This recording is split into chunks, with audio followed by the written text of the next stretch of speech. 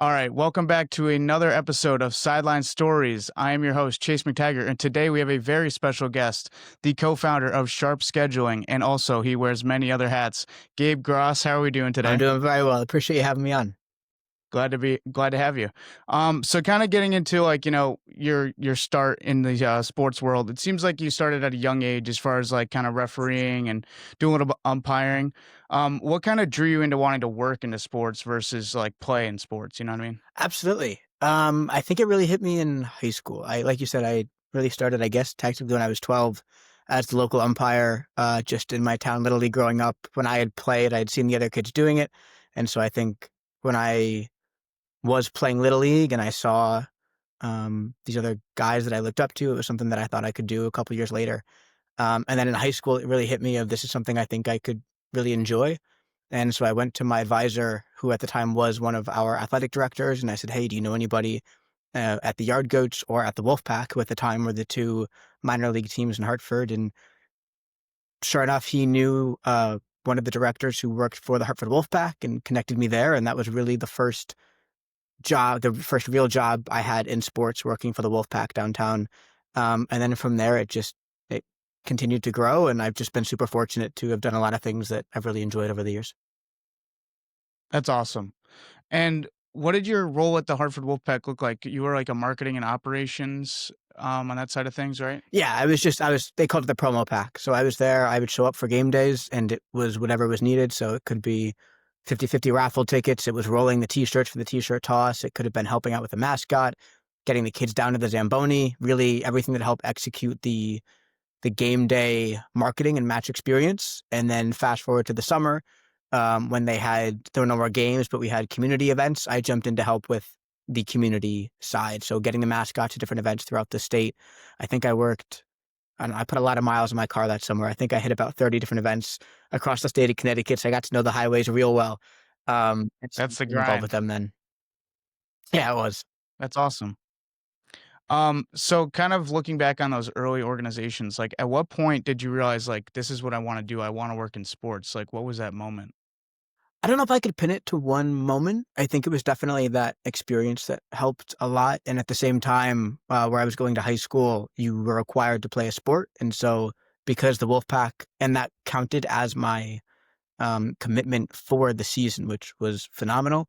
But I also needed something to fill in the days that I wasn't there. And so on campus, I was the manager for our hockey team. And then I also worked in what we called the cage, which was the equipment room.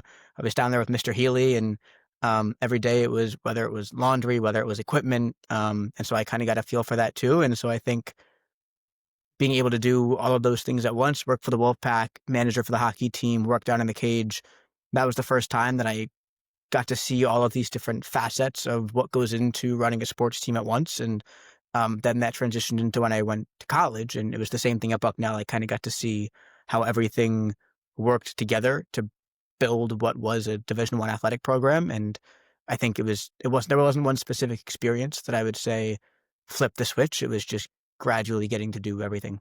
Right. I think that, what you said is really crucial to like a lot of people's trajectory as far as like getting those experiences in different places and kind of putting it all together, putting all the pieces together and really seeing like, oh, okay, this is how the machine works as a whole.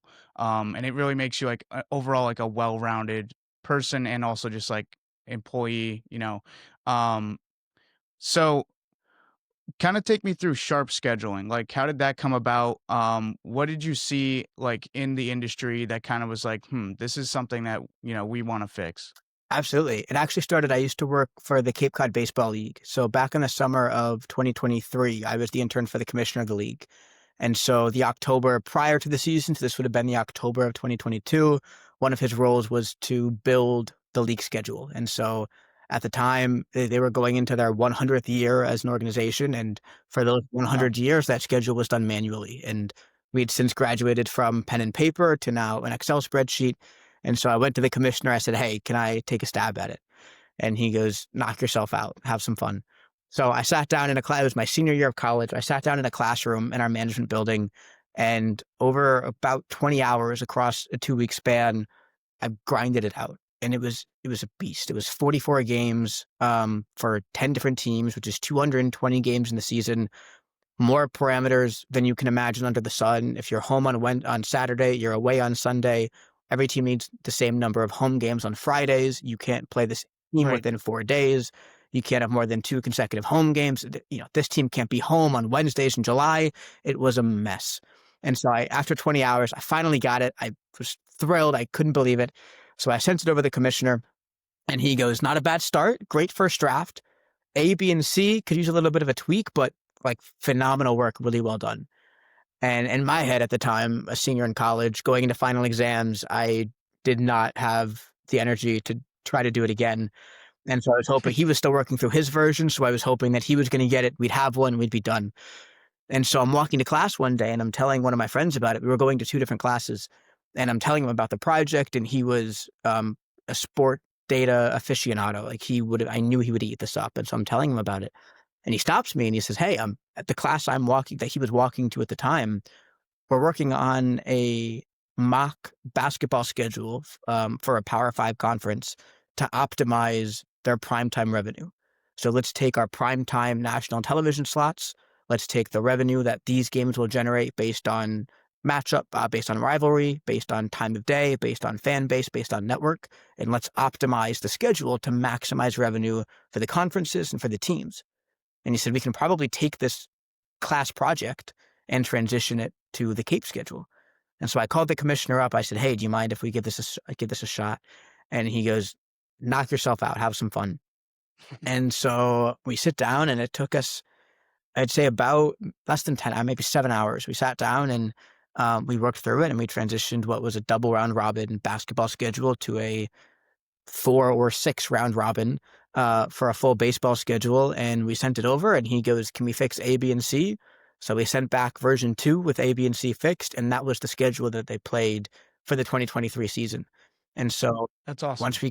that happened, we kind of had the thought. I remember very clearly looking at him and was like, "Hey, like we could probably do this again. Like I'm sure this isn't the only schedule in the league and the country that needs some help." And so Right.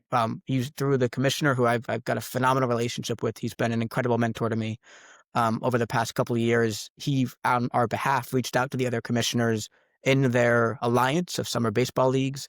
And so he picked up a couple other projects there. And fast forward now, we're fortunate enough to work with NCAA conferences across the country, which has just been phenomenal. That's very cool. And it all started, from that one class project. I mean, who would have thought? Like, that's really cool. Exactly. Yeah. Um, Being at the right place. what would you say is the proudest part of this company and the project as a whole, for you and also your other co-founder? It's a great question. The fact that it matters, because I think that scheduling has the potential to come across as something that's very logistical. It's you play a home game and you play an away game, and you play a home game and you play an away game. And I think something that's really important to me, having seen it firsthand, when I was at Bucknell, I worked every single sport that we had. I kept the book for volleyball, which is a skill I never would thought I'd have. I ran camera for women's lacrosse. I was setting up the field for men's soccer. I was on the in arena host for men's basketball and for football.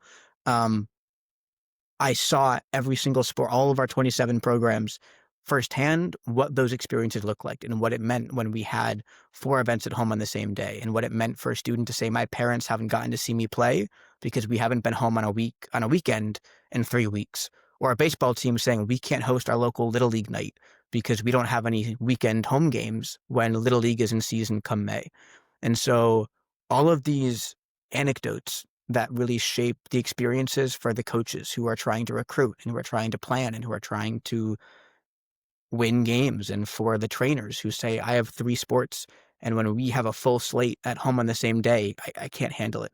Or the school that says, "We use our volleyball gym as a football locker room when we host a football game. And so when we have volleyball and football home on the same day, we're playing a volleyball match at 10 o'clock in the morning," which is incredibly inequitable to our athletes who are committed to playing a, a varsity sport.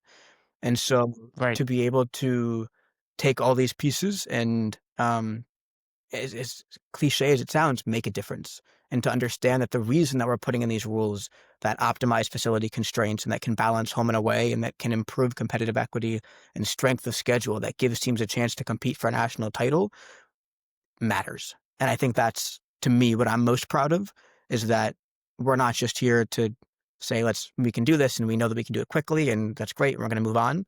Um, Taking the time to know that what we're doing does make a difference because there's somebody's life on the other end of it who's dedicated their entire career or their life to playing this sport or to coaching this sport or to being a part of this institution. And we know that we can make their lives better and easier when these schedules actually get played.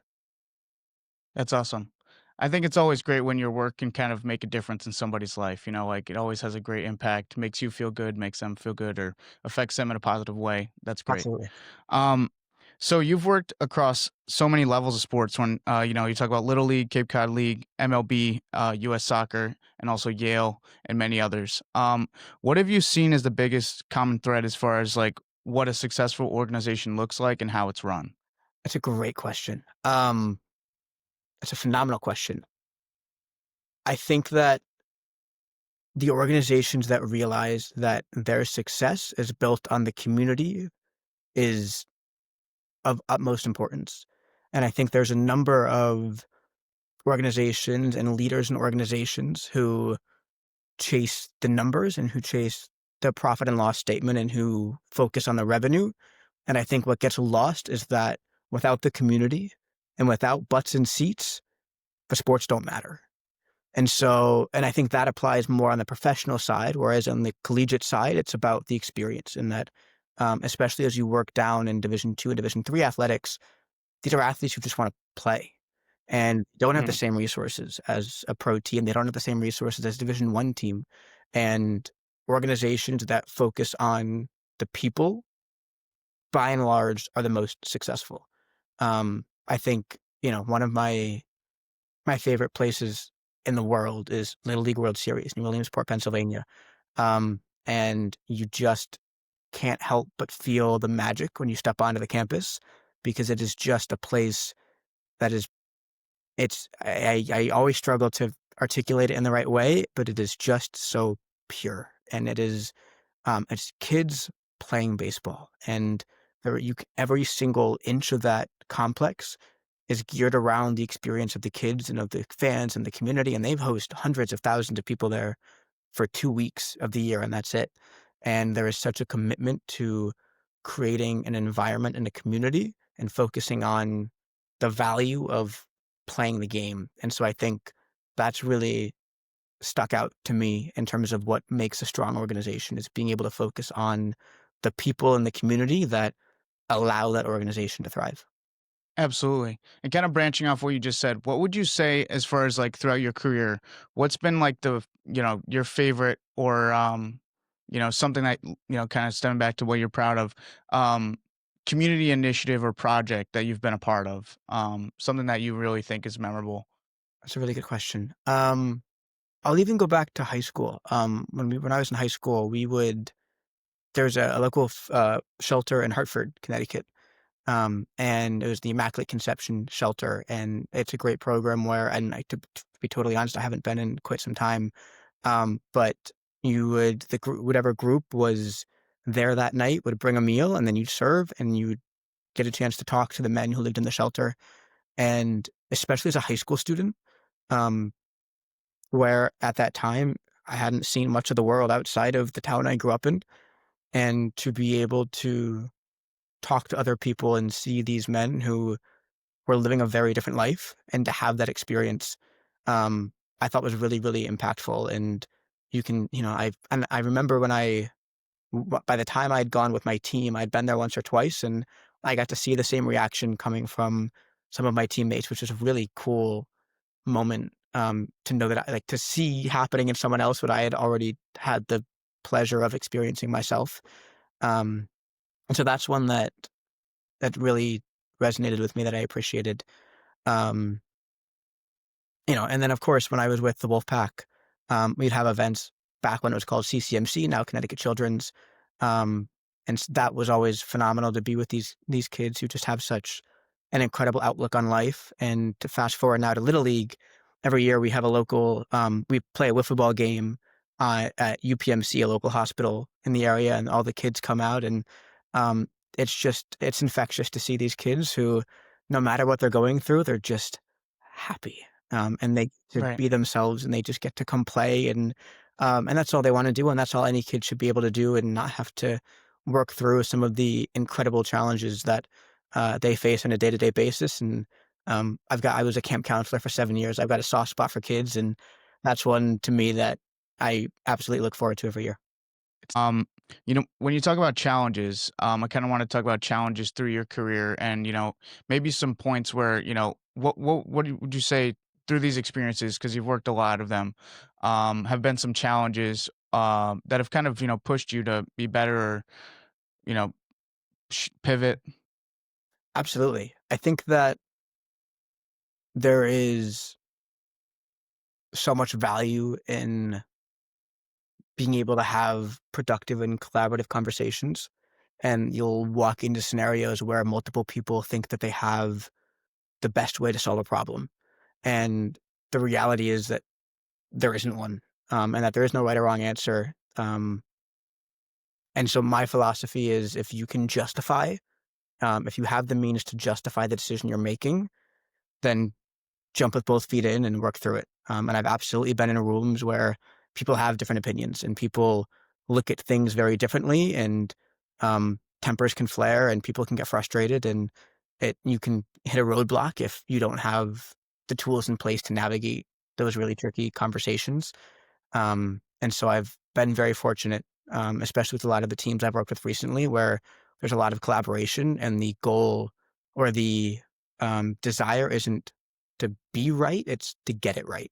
And if we can figure out what a solution is that works in the best interest of the community at large, and if we can justify it and say, this is why this makes sense, um, then you're able to move forward, and you're okay with the fact that you might be wrong, knowing that it's okay to be wrong because you can always fix it in the future. Right. It's always about building on the mistake, or kind of just keep taking a step forward every day. Absolutely. Just be better. That's great stuff. So kind of shifting over to your production side of things. Um, when you're producing or managing a live coverage, what are the key factors that separate an average cover or an average production from a great one? Two things come to mind immediately: planning and communication. I think I'll start with planning. I'll give you an example. I worked the Little League Classic game this year. I worked with a company called BAM Productions. They're based up in Toronto. Phenomenal team. And a lot of the work that we were doing is preparation work. And it's, here's what we do if it rains, and here's what we do if this thing happens, and here's what we do if there's a threat, and here's what we do if there's an active shooter, and here's what we do if the game goes into extra innings, and this is what we do to get all like pages and pages and pages of paperwork of planning, most of which you hope you never have to use.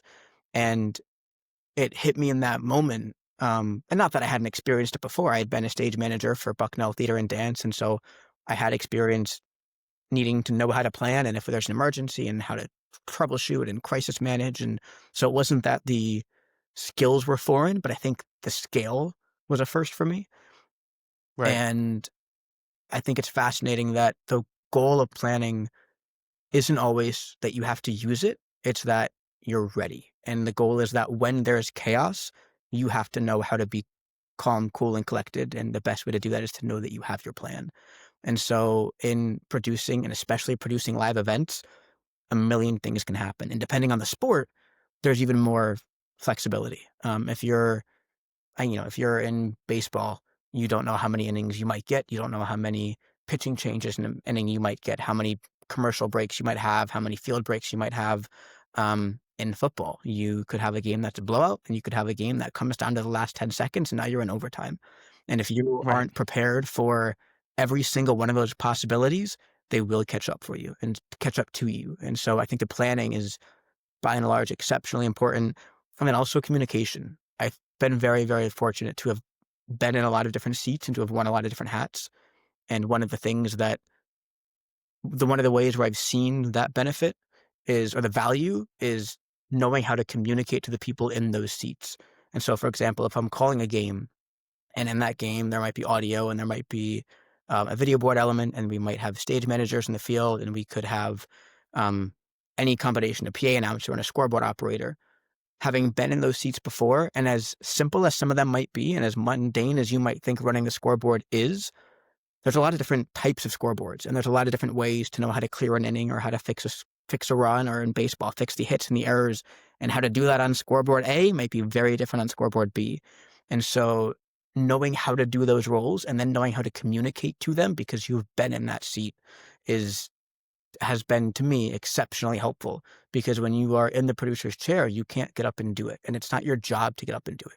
Your job is to build a show and to create that live event experience, or on broadcast to create the visual experience for the people at home.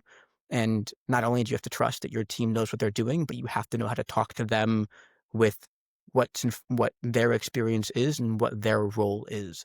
And so I think planning and then the communication piece is absolutely crucial. Absolutely. And I think kind of stemming off of that communication piece, when you talk about being versatile, you are someone who's incredibly versatile. Um, Now, would you say for you that has been like a driving factor in your career? And would you say, some advice to like young professionals like myself and others out there?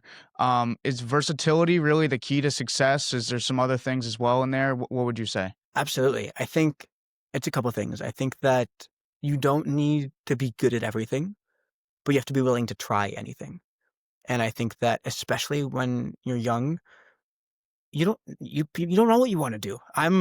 I'm still young, and there's things that I don't know, that things I don't know exist that I know that I would enjoy doing. And so being willing to try anything and being willing to say yes to an opportunity that arises is such an important skill, and is more important than jumping into a thing and being good at it. Not a single person was good at everything the first time they tried it.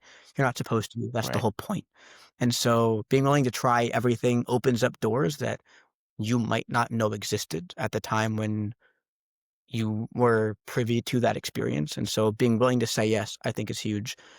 The best advice I ever got, and I will never forget when I got it, I was in high school, was you get out of the experience what you put into it. And in any opportunity, it's really easy to walk in and to know what your role is and to fulfill your role and to go home. And you can do that, and you can be completely successful in everything that you want to do. But with any event and any project, any gig or any job that you might have, there's a million other things happening, and there's 1,000 things to learn. And your willingness to show up to somewhere new and say, I know what my job is and I'm going to get my job done, but there's something else over here. And I think that's really interesting, or I want to learn more about that. That's where the more that you invest, the more that you'll get out of the experience. And I've found that to be the driver in a lot of the really cool experiences I've gotten to have that, again, I'm beyond grateful for. But being willing to jump in and say, I want to learn this new thing. I want to try this. I want to take this chance. In worst case scenario, you don't like it and you never have to do it again. Right. Best case scenario, you find what you want to make your career for the rest of your life, or you find a passion or a hobby, or you build these relationships that have shaped my life, and I know do that for a lot of other people. And so I think that's what I would say the key is, more than being good at something, is being willing to put everything you've got into something. Absolutely. I think that's great advice. And now, kind of stemming off of what you said there, trying new things, is there anything that you're looking to kind of still expand your skill set or new opportunities you're looking for at this stage of your career? Everything. Yeah, absolutely. I think that a lot of my past experience was more in the live event space, and so more recently, within the past few months, I'm jumping more into the broadcast production world. And so you mentioned Yale before. I've gotten some really great experience there so far, and just trying to jump in and learn as much of it as I can. I recently just moved to New York City, and there's a million and one That's awesome. opportunities to do broadcast production in the city, and so I'm looking forward to uh, jumping into that world and seeing what that could be here. And so, I would say specifically broadcast production is something that I'm really excited to continue learning more about. And I'm also fortunate I've gotten a lot better at being where my feet are. And I think there was a long time where I was stressed about what's the next gig and what's going to happen. And this is going to end on this date and that's going to end on this date. So I've got to find something here and for there. And all of that's important. And planning is important. And being proactive is extremely important. But I know that for a lot of the things that I get to do, you might only get to do them a certain number of times, and they'll only be this way this time. And I know that if I put the work in, the phrase I've used a lot recently, the grass is greener where you water it. Um, That's a great I phrase. love it. I've seen it a lot recently. Um, I know that I'm working to put the work in to allow myself to be successful in the future with the value that I can also enjoy where I am right now and not feel like I have to be somewhere that I'm not. And so, um, for me, that's recently been a lot of where I've tried to be is I'm going to give everything I've got right now, and I've still got things lined up in the future. But if I can enjoy this moment, I'll be better off without a doubt. It's always good to live in the moment, but also, like you said, be proactive about the future. And speaking of the future, kind of looking towards, the AI side of things and how it affects the industry. Um, you've worked across operations, production, and all the uh, just a whole lot of different things overall in sports. So, how would you say AI as a whole is shaping this industry, both how organizations operate and also how fans experience the game? It's a great question. It's fascinating because I think that AI is challenging us in a way where, I mean, you hear people all the time say that attention spans are lower and people have less attention to detail because they can just throw something into AI and expect it to be true. And in a lot of cases, I know that that's the case. I think that there's also ways to use it as a tool the same way that, when our parents found Google, and at the time for them, the default was go to an encyclopedia and find the page and flip and maybe that was a couple generations before my parents, but I think that there's a lot of opportunities to use it as a tool in scheduling, for example. The schedules we build are done through an optimization software. There's no AI used in the building of the schedule, but it's made us a lot more efficient in checking the schedules and, being able to use AI to write a new format in a spreadsheet, in an Excel format that allows us to check something and shave off 5, 10 minutes on a schedule that we were spending before looking at things manually and trying to confirm.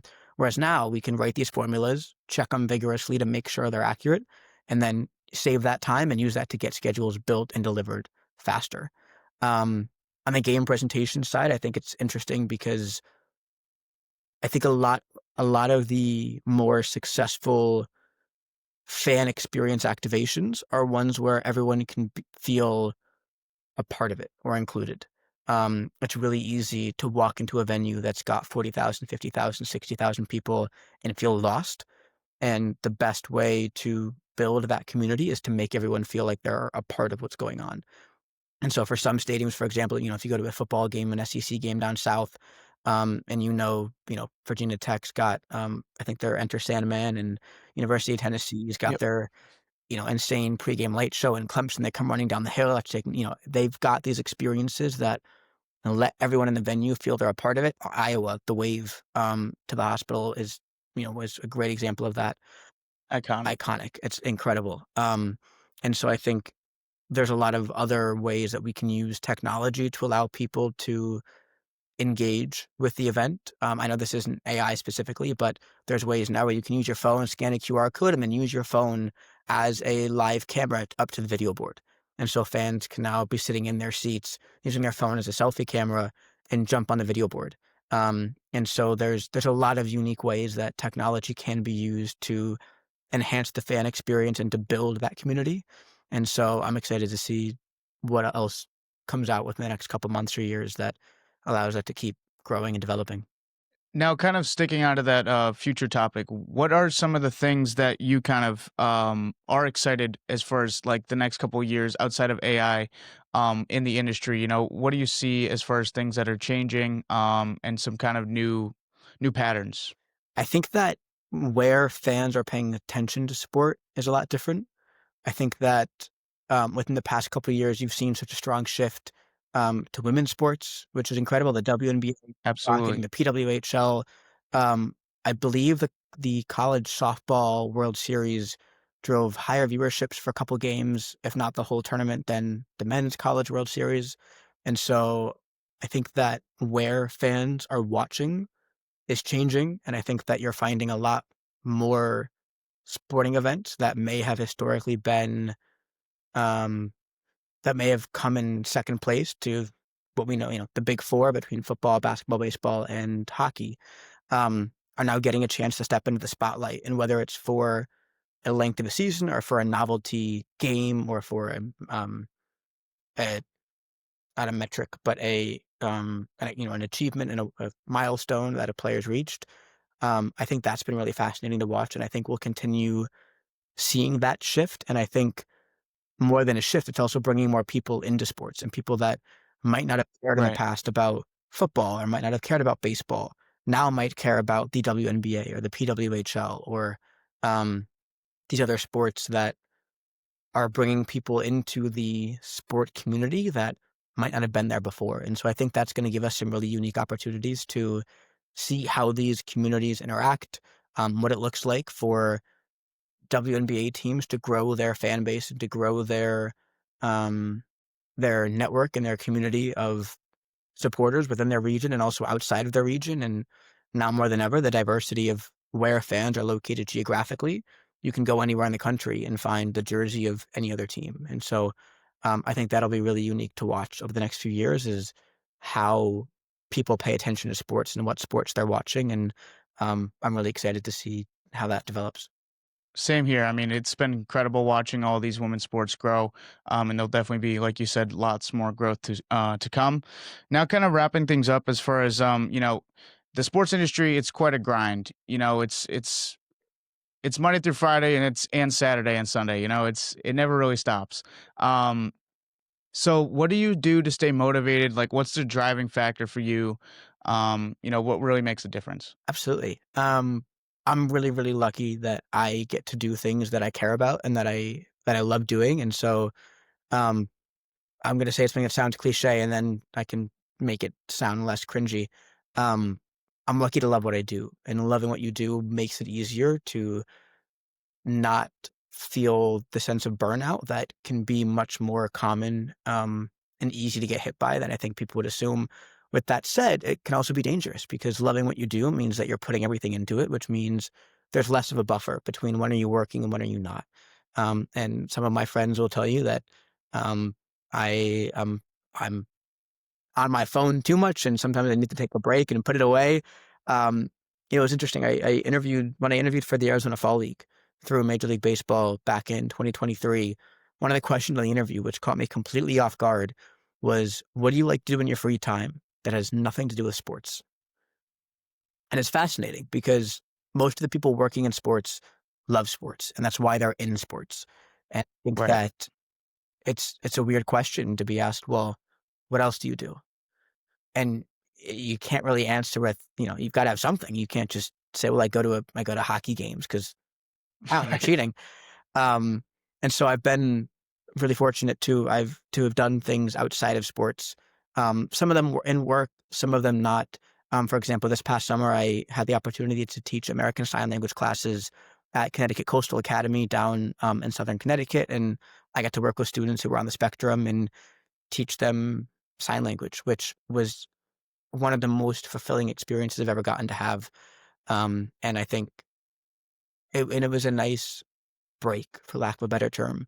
Not that I felt like I needed one, but to have a moment where everything goes away and I'm not on call to get a call, and I'm not responding to emails, and I'm not working to figure out travel for my next opportunity. And I'm here in the classroom and I'm going to work with these students and do something that we all care about. And so I think that finding something that you care about that is totally separate from what your work is really important, and it's a really great way to avoid the burnout that can come with doing what you love, because when you do what you love, you don't wanna stop, which can be a great thing, but can also work to your detriment if you're not taking care of yourself at the same time, which I think is really important. I think that's incredible advice. And I think that's a great way to end it off. I did want to say thank you so much for your time. Really appreciate you coming on. This was a great episode. Lots to take away from this for sure. Absolutely. Thanks so much for having me on. I had a great time.